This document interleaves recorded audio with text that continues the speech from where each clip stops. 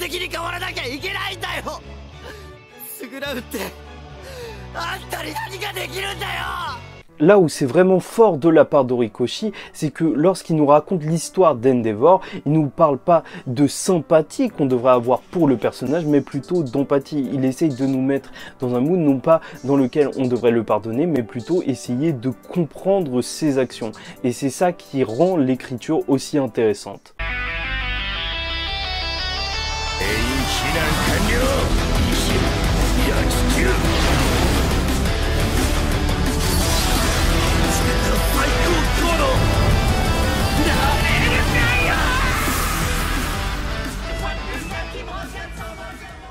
Mesdames et messieurs, ici Chage et on se retrouve aujourd'hui pour la review de l'épisode 18 de My Hero Academia, Impardonnable. Et c'est à la fois triste et en même temps, vu tout ce qui est arrivé et vu tout ce qu'on sait d'Endeavor, c'est aussi normal. Bien sûr, cet épisode, il fait suite à l'épisode d'introduction du film dont je ne parlerai pas, même si c'était cool de mettre des personnages féminins en avant.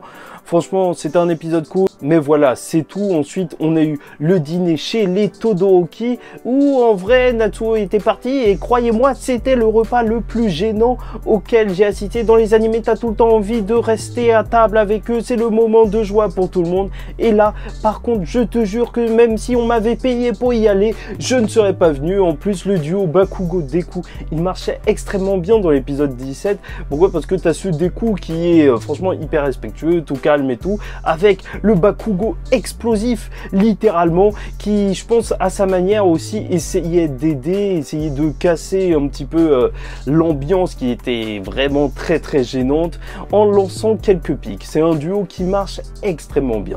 Bref, en tout cas, cet épisode, il va nous parler de cet enfant mort, Toya, qui était assez proche de Natsuo et qui serait mort à cause d'Endeavor, mais pas directement à cause de lui, comme on a pu le voir durant l'épisode. Et même si la mère de Shoto essaye d'aller de l'avant, bah pour Natsuo, c'est beaucoup plus compliqué, vu qu'il était extrêmement proche de son frère. Au passage, oui, il a les cheveux blancs sur la photo et normalement c'était une erreur du studio quand il avait les cheveux rouges avant dans les flashbacks qu'on pouvait voir dans les précédentes saisons. Bon, bref, c'est vrai que s'il y a bien un personnage qui se démarque lors de cet épisode et quand même inattendu, c'est le chauffeur d'Endeavor, un petit peu un Alfred qui gère la situation, qui lâche ses costumes à ses étudiants, enfin ses étudiants stagiaires, et à la fois en plus, il a du répondant. T'inquiète pas qu'il va parler, mais salement, et franchement, c'est un personnage qui marche extrêmement bien avec Endeavor, et cet épisode, là où ça marche aussi extrêmement bien, c'est qu'on nous rappelle un petit peu tout ce qui fait le personnage d'Endeavor, comment il était avant. Même voilà, ce chauffeur qui dit que en réalité il a changé, et même en fait ce petit bout de flashback où tu voyais qu'il était complètement obsédé par All Might, qui se disait en fait quand il avait arrêté quelqu'un, ouais je sais, vous pensez que All Might aurait pu l'arrêter beaucoup plus vite. Et là contre en scène un vilain qui est aussi un petit peu inspiré par Endeavor, par sa resplendissance, vu qu'il brille comme le soleil, qui utilise une drogue et qui va attraper Natsuo. Et bien sûr, Endeavor ne l'a pas oublié, c'est un vilain qui avait frappé il y a 7 ans de cela. Et ce qu'il recherche, c'est la mort à travers les flammes d'Endeavor. Et vu que c'est un épisode qui parle aussi de la mort d'un des fils d'Endeavor, et on ne sait pas exactement comment ça s'est passé, c'est assez intéressant de mettre ça en parallèle. Et tu sens vraiment que le personnage d'Endeavor, c'est un homme vraiment brisé, parce que même en essayant de sauver son fils, lorsqu'il croise son regard avec lui, son fils qui ne veut pas le pardonner et qui ne peut même pas rester avec lui lors d'un dîner, bah en soi, il est juste resté figé, ce qui a laissé la chance aux stagiaires de le dépasser. Ils ont vraiment juste assuré, la séquence était excellente. Tout le monde qui écoutait les conseils d'Endeavor, Bakugo qui concentrait son alter, qui a réussi à sauver Natsuo, Deku qui a réussi à vraiment utiliser inconsciemment son pouvoir et utiliser le Black Whip pour sauver les gens, et bien sûr le Shoto qui termine tout en beauté. En plus, c'est un épisode qui va aussi avoir ses petits moments d'humour, parce que même s'il est dramatique, voilà, comme Endeavor qui est en train de faire un câlin à Natsuo, et bah il y a Bakugo en même temps. Mais bon, franchement, c'est assez cool de voir que Bakugo, il se démarque vraiment en tant que chef chef des opérations au final, puisque c'est lui qui va contrôler tout à la fin. C'est vraiment un chef naturel. Et bien sûr, ils ont réussi à tenir le pari qu'ils avaient avec Endeavor, essayer d'arrêter un vilain avant lui, et on va avoir une discussion entre Natsuo et Endeavor à cœur ouvert, et c'est quelque chose qui manquait lors du dernier épisode. Il avoue qu'il a fui ses responsabilités et que c'était comme s'il avait tué Toya de toute façon, et qu'il ne voulait pas négliger ses enfants. Et encore une fois, l'écriture d'Horikoshi est réaliste.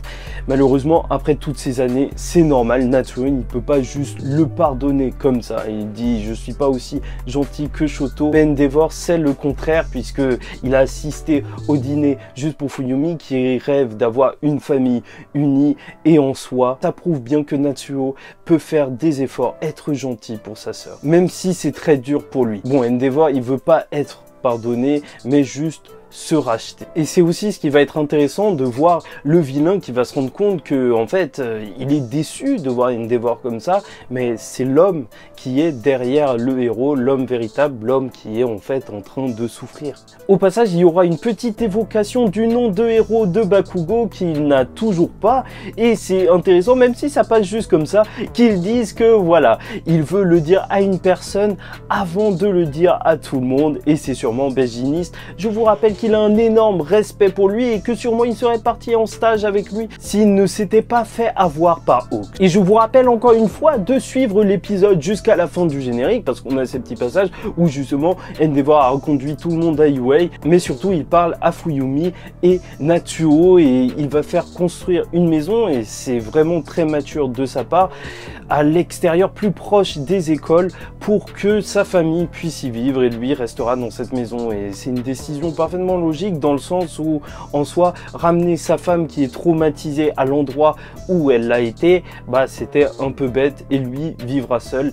Il a toujours rêvé de voir sa famille heureuse, et il comprend que ça peut avoir lieu, mais il n'en fera pas partie. C'est très mature, et là où ça pourrait faire peur, ce serait par rapport à la future mort proche d'Endeavor, parce que c'est le héros numéro 1, il est targeté par un petit peu tout le monde, et ce serait un petit peu dommage si on nous le tuait bientôt, même s'il y a quelques vibes de ça, parce que en soi, il y a quand même, et encore une fois, je tiens à vous le préciser, la force de ce personnage et de l'écriture, en fait, de ce mini-arc sur la rédemption d'Endeavor, c'est qu'il ne cherche pas le pardon, mais la rédemption. Et c'est bien différent, parce qu'essayer de racheter ses erreurs, c'est une chose, mais bien sûr, le pardon, ça ne peut pas être forcé, et ça ne peut pas venir de lui-même. Il peut juste essayer de faire au mieux pour sa famille, et c'est là où l'écriture d'Horikoshi est vraiment forte.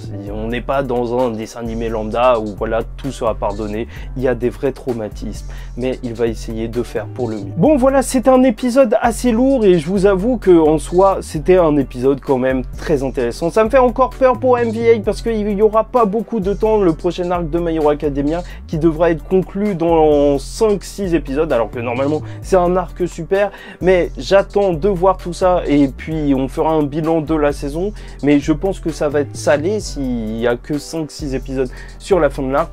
En tout cas, c'était très intéressant ces segments sur le personnage d'Endeavor. À chaque fois, c'est une bouffée d'air frais dans My Hero Academia, parce que tu te rends compte qu'il y a vraiment des thèmes sérieux qui sont abordés, et pas du tout négligé, vraiment bien traité de la part de l'auteur. Enfin bref, voilà tout pour moi. C'était un plaisir de vous avoir fait cette vidéo. N'hésitez pas à liker, disliker la vidéo si ça vous a pas plu, commentez, donnez-moi votre avis sur cet épisode et même sur Endeavor, et surtout abonnez-vous. En attendant la semaine prochaine et la prochaine review de l'épisode de My Hero Academia, je vous dis ciao tout le monde, et surtout paix sur vous.